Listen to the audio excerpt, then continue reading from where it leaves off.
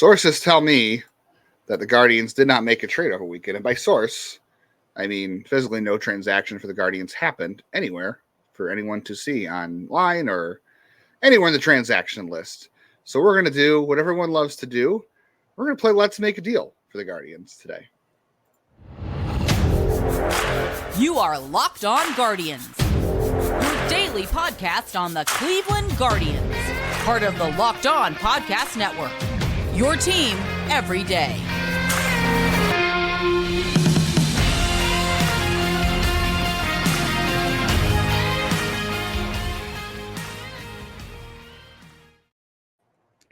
Hello, everyone, and welcome to the show. Today's episode is brought to you by FanDuel. Make every moment more. Right now, new customers get $150 in bonus bets with any winning $5 moneyline bet. It's $150 if your team wins. Visit FanDuel.com/lockedon to get started.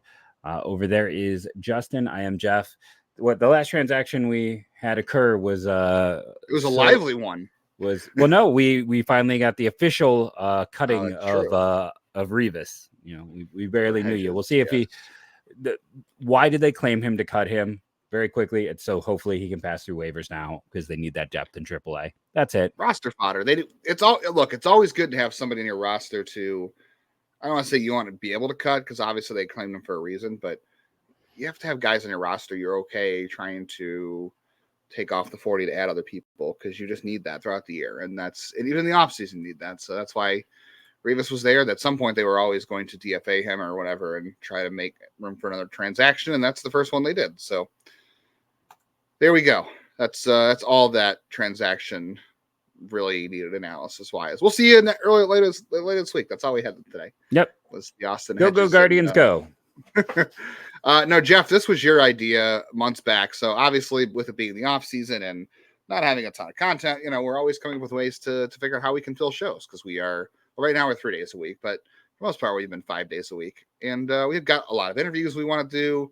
We've been talking to people about interviews and, we've done mailbags and we're still doing positional reviews and we're going to do some more mock draft stuff. Jeff and I were just talking draft before we started recording because we both love that. And then the other thing Jeff's idea was earlier this offseason was let's take a look at the trade market and let's make up some trades for the Guardians with all 29 teams in baseball, even the AL Central. That'll be an interesting episode whenever we do that, but let's make a deal. And we decided to start with the NL Central because when we were discussing this off the air last week, we were like, that's the division that makes the most sense for Cleveland.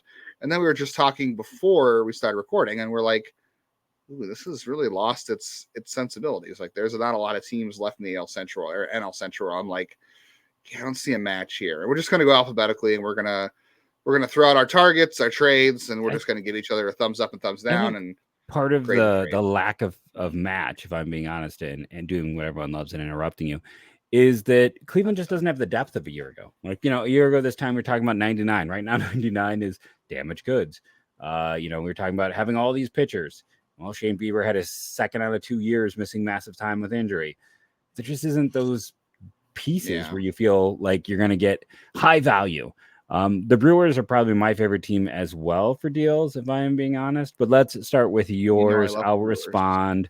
I was kind of being intentionally cagey with you because I know in my deal I'm going to ask for something that I don't think you've mentioned in our pre-talk. So I'm excited about that. All right, I'm ready.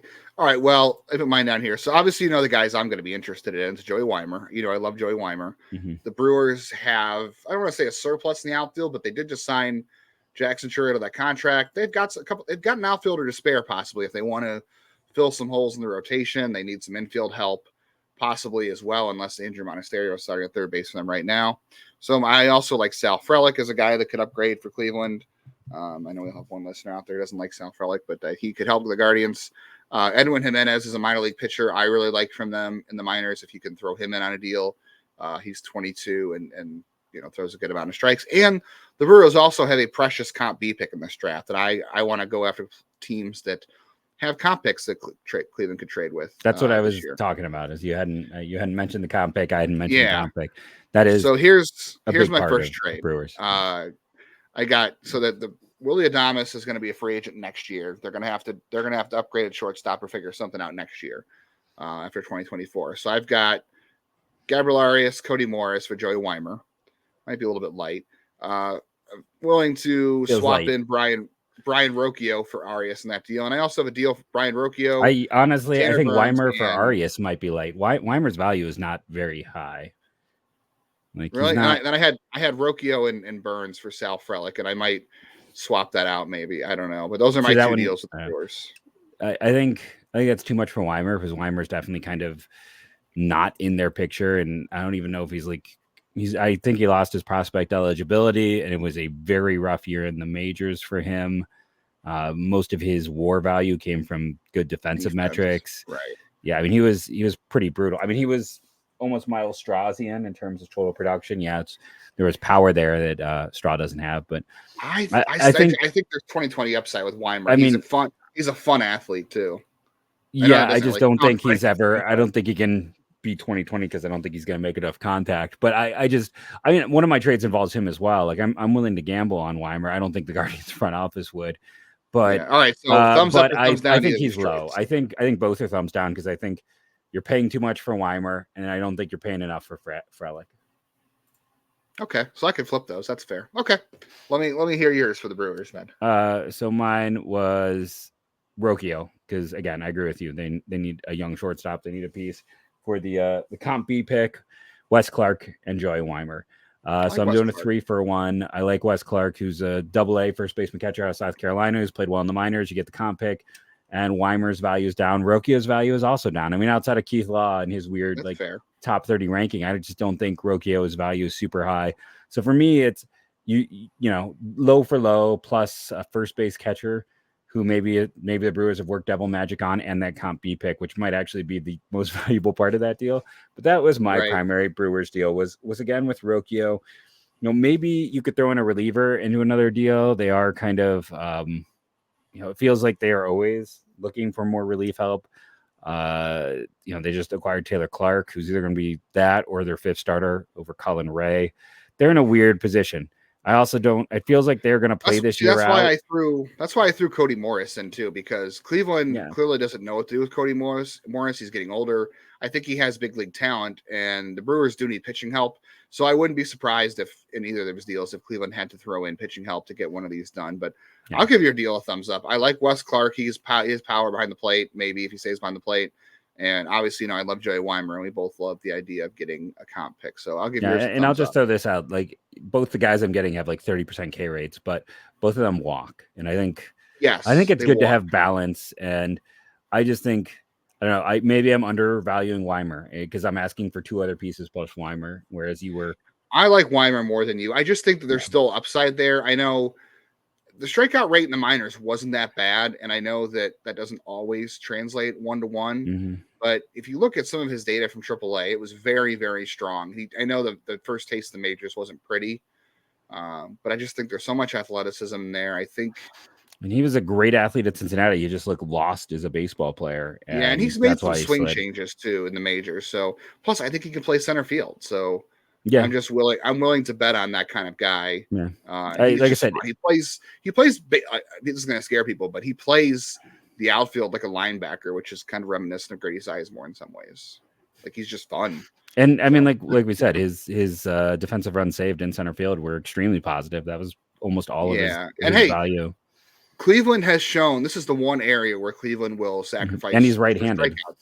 Yes, it's right-handed, but if you bring premium defense at a premium position up the middle, catcher, shortstop, center field, like that's why they were willing to take a gamble on Zunino because he was supposed to bring defense. He's from Sylvania, which is a Toledo area of Ohio, so he went to the other part. So he's all right, let's do Cardinals real quick before we gotta move on. So here's my targets from the Cardinals. I like Victor Scott. I know you like Victor Scott. Yeah, I like Victor Scott. I think Cleveland could convince them to move Matthew Liberatore. They just haven't figured him out over there yet. And they're adding pitching right now, and I feel like he's bumped out of the rotation. Alec Burleson, I don't know what to do with him, but the numbers in the minors are pretty good. He's left-handed, so that's kind of a tricky one. Max Rajik is another minor league pitcher I really like from them. I saw him last year. I think he's got Aaron Savali type potential. I like Ian Bedell. And catching depth-wise, Pedro Pajes is also another guy I think that has power and can play a little bit of defense. So here's my trade for the Cardinals. Shane Bieber. They still want to add pitching, they claim. So there's Bieber.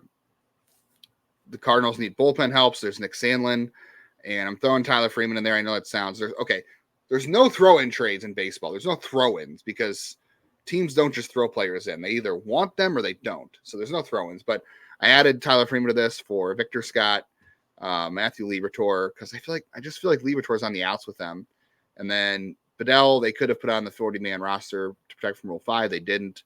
And then Pedro Pages as an extra piece, although I could be willing to leave him off. But, Bieber, if they're still looking for pitching, Bieber's there. Sandlin adds some valuable pitching, some relief help. And then Tyler Freeman just seems like a Cardinals guy too, I feel like. And I feel like I'm going to say it's too late on the Guardians side. But the Cardinals are a hard match for Cleveland right now. But I look at it like at first it's like as a tool, because here's the other side. Let's be honest. Ian Bedell was free to go home. No one believed in him. Pedro Pages is way down the line. You're talking about two like C-level prospects. Victor Scott's like a solid B.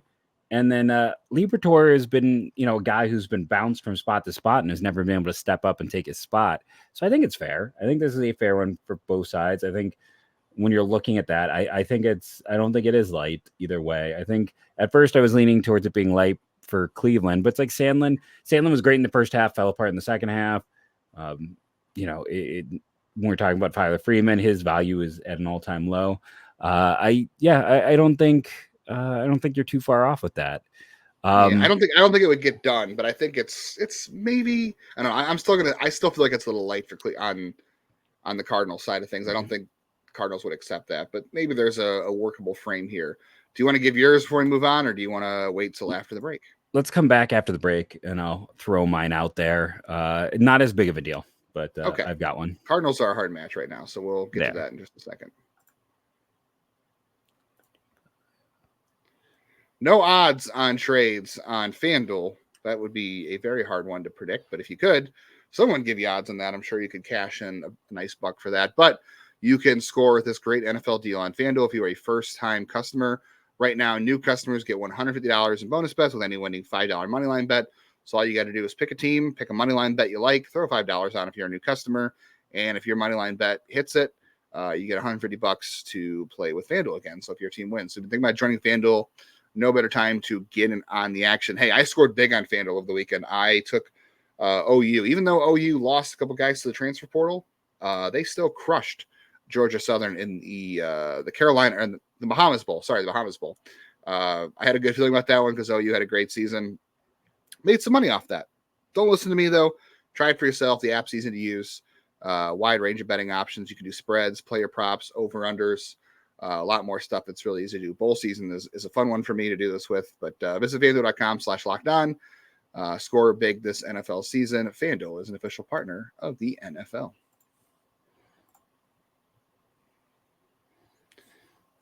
All right, let's hear your not as big Cardinals trade for the Guardians. So they had a young outfielder who hit really well for them down the stretch, in spite of all of their big name young outfielders, who was arguably their best young outfielder. So I was thinking we could trade 99 for Richie Palacios because we need a young outfielder who can step up and hit, both sides of the ball and be an impact player. And they have so many young outfielders that we could, pry him away.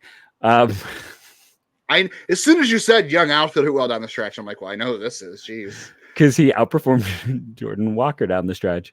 I've seen a lot of people have funny statements that they think Walker's going to be cheap. He's not going to be cheap to get right now. Looking at the Cardinals, they are hard to figure out because they did just, they got rid of Tyler Olson. That was their depth guy. The rotation looks filled out, right? Like that looks like a good position. So we're probably looking at the bullpen, and that is a bit of a disaster show after that's why I included top Sam. Two guys. Yeah, so it's like for me, if I'm looking for a deal, I'm kind of looking for a lesser deal involving them. And I was thinking 99 and Sandlin, giving them some high ceiling guys with some level to perform. They don't have comp picks anymore. Fun fact, they used to. There was a period in time where the Cardinals got comp picks. I really like Thomas Sagasi. I don't think you can get him. So what I am probably asking about is, again, kind of a lesser platter. Adam Kloffenstein was a guy who was very much their type of guy coming out of high school, and they have not, he's not developed well, but he is not the centerpiece. Yes. Yeah. He came over in is that the Paul DeJong deal? Paul DeJong or Jordan Hicks. I can't remember. Yeah. But he's not the big piece for me. I'm going to, sorry, I just had like a complete brain melting. Why did I lose my main piece in this? Who's your big piece here? Is it Victor that's Scott? No, it was not Victor Scott. I was going to go for Gordon Graceffo. Why did I lost my page? So when I was going through, it was going to be Burleson because it was going to be Burleson because he's completely buried. And then I was going to look at, if not Burleson, maybe Lucan Baker, who I've never been super high on, but he's always had a ton of skills, hasn't performed, hasn't had the great opportunities. I was kind of looking at trying to take a gamble on two bats who could conceivably move in and help this team in some form. You're moving two relievers, and then down the line in terms of prospects, what was the other prospect that I was kind of digging on? Oh, Travis Honeyman was the other guy to see. I know he was drafted just a year ago. I was kind of surprised how far he fell in the draft. He seemed like a very Guardians type of guy. And this is a team with a ton of outfielders, and their top draft pick was Chase Davis anyways.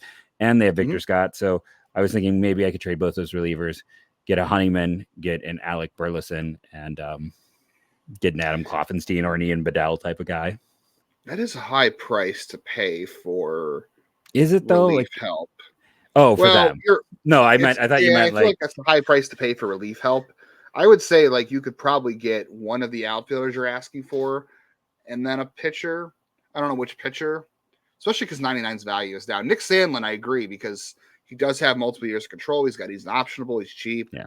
He's been solid. So I think he has some value there. But I feel like maybe it's going to have to include just one pitcher. But because I also don't think Sandlin's high enough of a.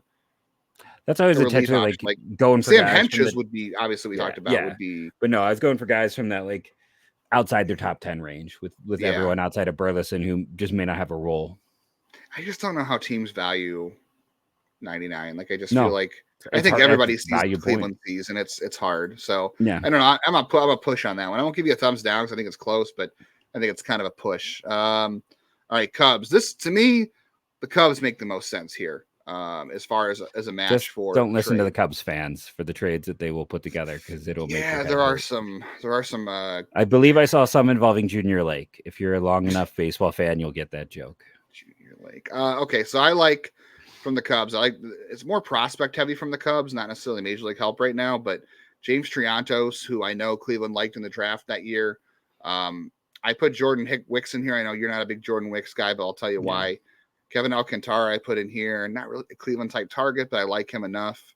Moises Balestros, who's a catching prospect who they may or may not need anymore. Grant Kipp is a kind of an extra pitcher down the line for them. Although he was 23 in high A last year, I saw him a little bit. He missed some bats and walk guys. And then Jonathan Perlaza could be a nice depth outfielder for Cleveland, who just doesn't seem to have a home at 25 as a switch hitter in the Cubs system. But he's produced nothing but great things in the minor leagues. Doesn't strike out a lot. I don't know how he is defensively, but he's had a good minor league career, and he just doesn't seem to have a home here. So I've got some big trades here with the Cubs. These are some big deals. So my first trade here is Shane Bieber and Nick Sandlin for James Triantos, Jordan Wicks, and Moises Balestros, the catcher. I know the only thing written back major league help for 2024 is Wicks, who can be a 5-starter. And that's kind of why I like him, because I love the changeup. I think there's some pitchability there. I know you're not high on him, but you're giving up Bieber, who I guess the Cubs sort of want. And again, Sandlin is a valuable reliever because he's got years of control. He's been solid. He's optionable. I'm going to say Cleveland probably needs to give up more in that trade, but what's your first thought on that one? Yeah, I can't see them getting Triantos in a Bieber deal. Like Sandlin is fine, but like I don't know if he moves the needle a ton. That's why, like I said, I was just kind of focusing on like non-top 10 prospect guys. So I agree, especially with all the other pieces you're getting. Like one can make an argument that Wicks will be better than Bieber next year. It's very possible. My other trade was a big one, and I'm not saying this is going to happen. I'm just throwing this out there just for a fun experiment. But Bieber, we've seen weird Josh Naylor talk out there, so I'll say Bieber, Naylor, and Sandlin for Ian Happ, because if you're giving up Josh Naylor, you have to get a piece back in the lineup for next year, right? And I don't think the Cubs are going to be trading Ian Happ, but if they're willing to give up Josh Naylor, I'd at least ask for Ian Happ. And again, I'm putting Sandlin in there because there's valuable multi-year reliever there, and I'm throwing Triantos in there, and I'm also including Jordan Wicks again, and then Grant Kipp at the end. I'm I feel like that's somewhat even, but I know the Cubs aren't doing it because of the Ian Happ thing. I think everything else in there, though, would work. Yeah. But Cleveland's not doing that either because they're not trading. Yeah. Although, I don't know, Naylor for Happ is interesting because they both have the same year of club control left, and Happ got addresses that. it. Didn't he get signed an extension? He's a free agent after 2025. For some reason, I thought he had signed an extension. Yeah, he took but his 3-year extension is through 2026 at $20 million a year. Okay. So he's got a little more time than Cleveland. But it's also a lot more expensive. Cleveland can't afford a $20 million a year, and a half. Yeah, so he's not good enough to get that $20 million. He's good. Don't get me wrong. S and G's. So yeah, are we giving both those a thumbs down, Jeff? I think the Cubs probably say no to the first one. The second one, it's just hard to evaluate. So the two guys I like that didn't get mentioned, BJ Murray, who is walked a lot, doesn't strike out a lot, had some power last year. I don't know if he's got a defensive position, switch hitter, undersized, 23 years of age. And then I also I like Patrick Wisdom. You're talking about this beforehand. Patrick Wisdom took forever to get a chance to get to the big leagues, and he only gets about 350 plate appearances a year, and the dude hits 20 home runs. He's going to struggle to hit 200, and he's a butcher defensively, even though he played five positions last year, including second base. I wish I got to track down that game and watch that. Yeah. But all that dude does is hit home runs and produce a weighted runs created plus, which is like average offensive production of over 100. Like he would have been a top 5 hitter on this team a year ago. I don't know where he plays or how you use him properly, but if you're willing to throw Oscar Gonzalez in right field, I think you can throw Patrick Wisdom in right field. This is true. So for me, I was looking at Shane Bieber as well, because I think this is probably the team that's most likely to consider a Shane Bieber deal. And when I was looking for a deal with Shane Bieber that like would make sense, give them some help, someone who could maybe come in and fill in the spot. I was like, okay, well, Patrick Wisdom and BJ Murray being two of the guys are the ones I started with there. And then I'm going to at least check on the availability. I don't know if we can get him. This is probably me pricing Cleveland way too high in this of Hayden Wesneski, who was not good last year, but has some good stuff. And if Cleveland can help refine him, maybe there's a potential starter. If not, I think there's a very good chance at a plus reliever. But he gives you another guy who had a handful of starts. So Wesneski, BJ Murray giving you another bat, and then Patrick Murphy, who like you said, if we've run Oscar Gonzalez in the outfield, we've put a lot of weird guys in weird positions. Let's put him out there. And if you let him get 400, 500 plate appearances, dude might hit 35 home runs, which this team needs. They do. I'm gonna say I think the trade's like fair, but I also am gonna say no because I feel like Cleveland's gonna hold out for higher value on that. And that's the thing we should also say is that Cleveland's gonna hold out for a high value on Bieber because they know they're gonna be trading him, hoping that they're trading a Cy Young version of Bieber, and they're not. And teams are trading for Bieber for what they think he can be in 2023. I'm not saying Cleveland's not real, or 2024, but I'm not saying Cleveland's not being realistic, but obviously they're going to hold him to a higher value than selling. If they're trading him now, they're selling low, but they're trying to get better value back than that. So, all right, we sold the Pirates and the Reds to go. We don't have a lot of time, so let's get to them as soon as we can.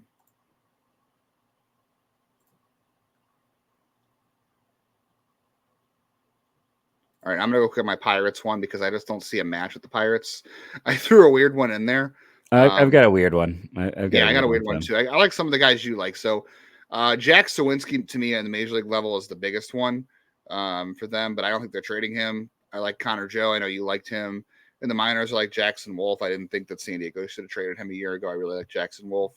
JT Brubaker, an Akron guy who's come from Tommy John. I don't know what the availability of him is or if they didn't trade for him. Braxton Ashcraft had good minor league numbers, and I love Thomas Harrington in the draft a year ago. Wanted Cleveland to take him. They didn't get a chance to. Or was that 2 years ago? Was that last year? 2 years ago? 2 years ago. 2 years ago. 2 years ago. Because he was teammates with Neto. Yeah, Campbell. So I liked him a lot. I don't know if the Pirates would trade him. And they also have a comp pay pick, so that makes the Pirates attractive. So my deals are Will Dion, because the Pirates do need some pitching at the higher levels. I'm throwing George Valera in there.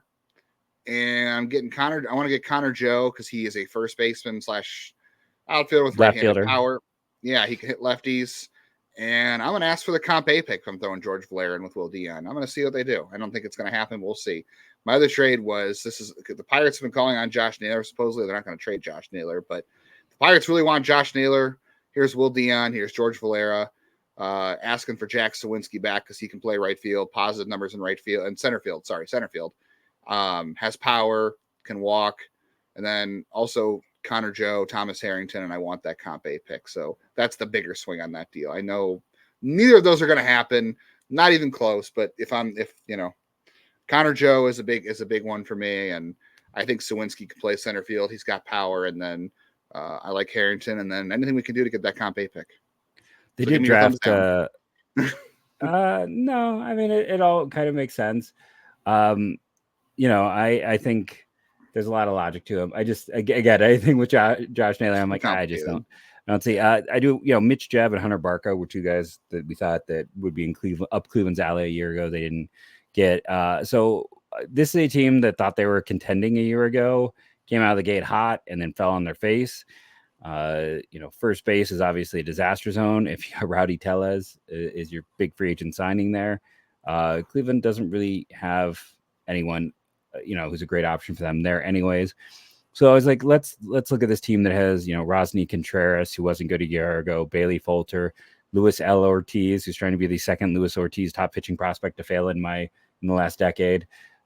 Mitch Keller, who finally seemed to turn around as he's getting near free agency. And then they took Marco Gonzalez, who hasn't been good in like half a decade. So what I am doing is I'm calling them and offering Shane Bieber. If you think you're going to contend, you need this. And I'm going to ask for the injured Brubaker. I'm not sure what the rules on that are, but if you can get him, I'm also asking for their comp A pick as well, because, Brubaker's hurt. And then there's a few names I would want to ask for. I want to make this one of those big deals where you get a lot of pieces. I want to ask about Kyle Nichols, who they got from Arizona a few years ago, who was a really hard throwing guy out of Ball State. His uncle was, I believe, Todd Blackledge, the former quarterback. Like good bloodlines there. Yeah. And he's just been a mess. Like, get him out of Pittsburgh. Let's see if Cleveland can fix him. Like, he's one of those guys that feels perfect for the Cleveland pitching machine. And then I'm also asking about Hunter Barco to be involved in that deal. And then I might even ask about, I blanked on the Barco, by the way.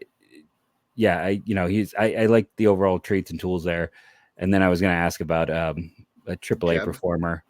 No, I was going to ask for someone who might be able to help out, not from their major league roster, but I forgot who I had pulled up and I closed that tab out. But I'm going to ask for a bunch of pieces and see if the Pirates are like feeling the pressure to contend and are going to give up a comp pick, and JT Brubaker, who can give you some depth, though he's probably going to miss most of the year. Barco for depth, Nichols, just kind of mine for some pitchers to help your system. Yeah, I like that. I also like Mike Burrows and Aaron Shortridge. I think those guys got some good stuff. I just don't know if they would trade Burrows. I would have asked for him. Yeah. I'll give it a thumbs up. I mean, if the Pirates think they're contending next year, I find it hard to believe the Pirates are going to want Bieber because I just don't think they are filling in contention next year. But for a minute, they thought they were last year, so I don't know. But if you can get that comp A pick, I know it seems weird to trade Bieber for a comp A pick for a guy you might be drafting, might be 3 years away, but this is the draft you want to. If you already got the money, add a comp A pick and go to town. So I'll give it a thumbs up. We'll see what happens, and then let's finish with the Reds. It wasn't a minor. I was going to ask about Edward Olivares. That was it. Yeah, just because he's buried. He's an ex-Royal, so I'm out. I don't like ex-Royals. All right, Reds, real quick. This is a hard one. I don't see a match with the Reds. I know a lot of people keep thinking that Bieber's going to the Reds. I don't see a match, but they don't want to trade Spencer Steer. Yeah, their rotation, Hunter Green, they're paying. Graham Ashcroft's been really good. Best pitcher by Stuff Plus, I want to say. Andrew Abbott is fantastic. Nick Lodolo, top prospect. Nick Martinez just gave $13 million. So yeah, it's not an easy fit. They're not trading Spencer Steer, but I also don't want Jonathan India. So I threw Steer. I like Sal Stewart in the minors and Chase Petty. I don't think they're going to trade him. Carson Spires is an upper level guy who was undrafted that I like. And the Reds have a comp B pick. So if they really want Shane Bieber, I'm also going to attach Cody Morris because I don't know what Cleveland does with him. Khalil Watson, because the Reds have a propensity for those athlete types. Wilfredo Antunez kind of falls into that mix too. So I'd trade Wilfredo Antunez. Ask for Steer, ask for Spears, and ask for that comp pick and see what they say because they like athletes. and I like Spears and Morris and Bieber help them right now, and Nunez is sort of a lottery ticket in some ways, and whatever you can do to get that comp pick. That's what we're saying. I mean, I look at them and I'm like, they don't really, as I said, I'm like, I don't think they necessarily need a starter. Maybe some relief help. I mean, Ian Gabod was a big part of their pen a year ago, and he couldn't find a place here in Cleveland. I'm looking into, again, like a 99. You know, they have good pitching development. Maybe they think they can get the max out of him. And then I don't know. I'm going to ask about Mike Trout wine, because he's performed well last year in high A and double A with good walk rates. Maybe you talked about Jacob Herbusi, however you say, Seattle had a really good year. I'm looking at more on the fringes. I'm not seeing a big team. I mean, I've liked Cade Hunter in his draft class. I know it hasn't been great, but he's got big time power. If you want to take a gamble on that, I wouldn't be opposed. But yeah, I'm looking more on the fringes. I don't see a great fit for Bieber. Let us know what you think of our trades. That's the NL Central. We'll do one for every division. Some point in this offseason, we've also got positional reviews that we'll do. We'll do shortstop. That'll be in your feeds on Wednesday, provided no big moves come before then. We'll see. Also, real quickly, while we're talking about the Reds, Shin-Soo Choo set to retire at the end of 2024 from the KBO. I think he's like 42. Happy trails to Shin-Soo Choo. I think we'll give him a little more airtime sometime later this week if we have time. But, happy trails to him as he goes on his retirement tour. So, yeah, stay tuned for more Let's Make a Deal shows and position reviews. Shortstop, Jeff, on Wednesday? Yeah, it is a weird position to review. That is for sure. After the past year, we want to review each and every one of our everydayers, like David Line in our comments. We appreciate you. Thank you all that you do. And go